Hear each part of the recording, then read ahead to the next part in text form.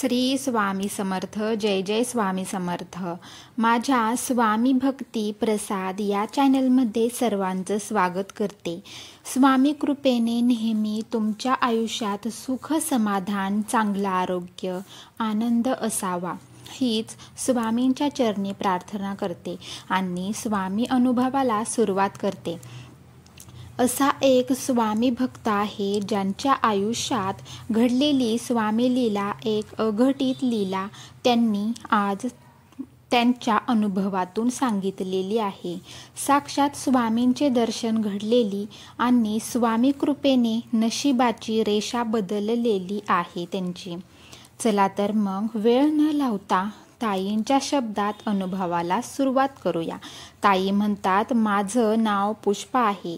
मी दिल्लीमध्ये राहते. सर्वांना श्री स्वामी समर्थ. तर माझ्या आयुष्यात घडलेली स्वामी लीला मी सांगत आहे. खरे तर मी लहानपणापासूनच पूर्णपणे नास्तिक होते. माझ्या घरातील वातावरण हेही असेच होते. मी कोळी समाजातील होती, त्यामुळे घरामध्ये रोज मांसाहार जेवण असायचे. मांसाहाराशिवाय एकही दिवस जायचा नाही. यामुळे देवधर्म यांच्याशी माझा पण आणि घरातील लोकांचा पण जास्त संबंध कधी बनलाच नाही. आई फक्त देवापुढे रोज हात जोडताना बघितलेले होते. जास्त पूजापाठ कधी बघितलाच नाही. पण कॉलेजला असताना माझे एका मुलावर प्रेम होते आणि मी त्याच मुलाशी लग्न देखील केलं. तो मुलगा दुसऱ्या समाजाचा होता आणि पूर्ण त्यांचे कुटुंब धार्मिक होते. मला स्वतःला पूर्णपणे बदलावं लागलं होतं. माझ्या स्वामींच्या सर्व सेवा तोंडपाठ झाल्या, कारण माझ्या सासूबाई स्वामींच्या सेवेत होत्या. सासूबाई सेवा करायच्या, कधी मी करायचे, अशा बराच वेळ सेवा करायचे. त्यांचे मंत्र स्तोत्र माझेही तोंडपाठ झाले. खरं सांगायचं तर मी हे सर्व पूजापाठ फक्त घरातील लोकांचं मन जपण्यासाठी करत असायचे. माझं सर्व सेवा पाठ होत्या खरं, पण मी मनापासून बोलायची की आपलं बोलायचं म्हणून बोलायची, काय माहीत, देवालाच माहीत. मात्र एके दिवशी माझ्या पतीची नोकरी गेली आणि तिथून खरी माझी परीक्षा सुरू झाली. घरातील सर्व जबाबदारी, मुलांचे शिक्षण, आता सर्वांनाच खूप टेन्शन आलेलं होतं. 1-2 महिन्यांचे नवऱ्याला दुसरीकडे नोकरी मिळाली, पण घरापासून खूप लांब पडायचं. जाणं येणं काही झेपायचं नाही, तरीही ते करायचे. त्यांचा एकदा गाडीवरून जात असताना अपघात झाला आणि त्यांचा पायाला मोठी जखम झाली. त्यांना उठता बसता देखील येत नव्हते. मग काम कसं करणार? पूर्णपणे त्यांना आराम सांगितलेला होता.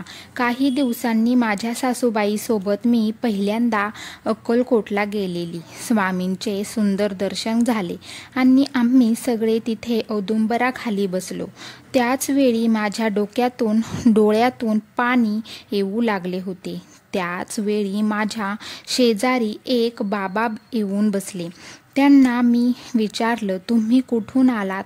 ते मला बोलले, तू स्वामींच्या दरबारात आली आहेस.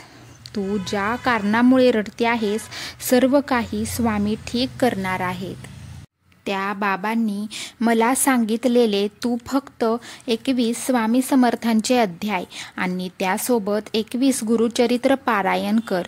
फक्त या 2च सेवा मी सांगतो, कर, तुझं नशीब बदलेल. फक्त एवढे सांगून ते निघून गेले. नंतर आम्ही घरी आलो. माझ्याकडे काही पर्याय नव्हता, त्यामुळे मी या 2 सेवा केल्या. या सेवेला पूर्ण मला 6 महिने लागले. पण खरं सांगते, तोपर्यंत माझा नवरा पूर्ण बरा झाला आणि त्यांना एका ऑफिसमध्ये चांगल्या पगारावर नोकरीसुद्धा मिळाली आणि सर्व काही पुन्हा पूर्वीसारखं सुंदर माझा संसार सुरू झाला आणि आम्ही जोडीने स्वामी दर्शनासाठी गेलो. मी स्वामींना बोलली, स्वामी तुम्ही साक्षात मला सांगितलेले पारायण कर. म्हणून आज स्वामी मी धन्य झाले. स्वामी तुमचे पाय मी कधीच सोडणार नाही. स्वामी तुम्ही खूप काही दिले आहे. स्वामी तर असा होता हा आजचा अनुभव. अंगावर काटा आणि डोळ्यात पाणी आणणारा स्वामी अनुभव मला तर खूप आवडला आणि तुम्हाला कसा वाटला नक्की सांगा. भेटूया आपण पुढच्या व्हिडिओमध्ये. तोपर्यंत वधू